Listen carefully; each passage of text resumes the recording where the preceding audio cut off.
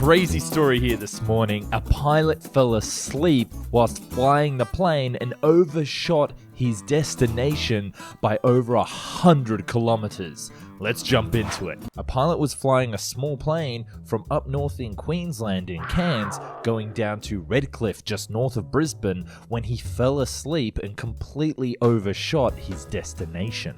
And he overshot it by a lot. Having a look at a map here now, you can see that the aircraft continued well past the coastline next to Brisbane, north of the Gold Coast, overshot completely where SeaWorld is, and then just went completely out into the ocean. He would have just kept going out to the Great Barrier Reef and then eventually until the plane ran out of fuel. But it was only through the quick actions of another aircraft that this pilot was saved. When the air traffic controllers couldn't get in touch with the other pilots, a smaller Royal Doctor Flying Service plane that was departing Brisbane was sent after them. The chaser plane followed after the sleeping pilot and deliberately kept trying to interfere with its collision alert system, as in flying close to the plane to make the other plane's alarms and alerts trigger. Eventually, he was able to get the other pilot to wake up, where he sounded groggy and sleepy and not really with it.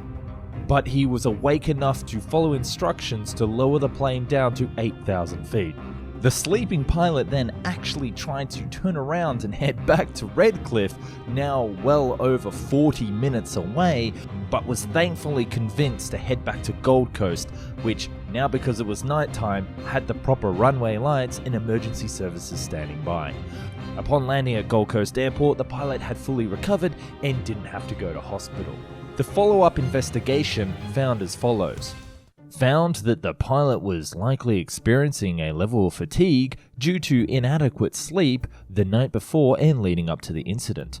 Further, operating at 11,000 feet with intermittent use of supplemental oxygen likely resulted in the pilot experiencing mild hypoxia.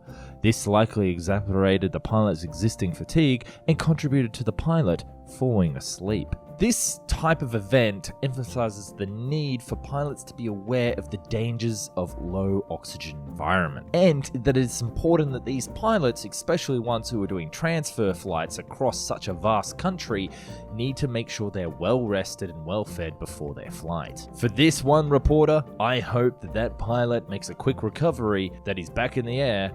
Lessons learned. Thanks for watching. Socials down in the bottom.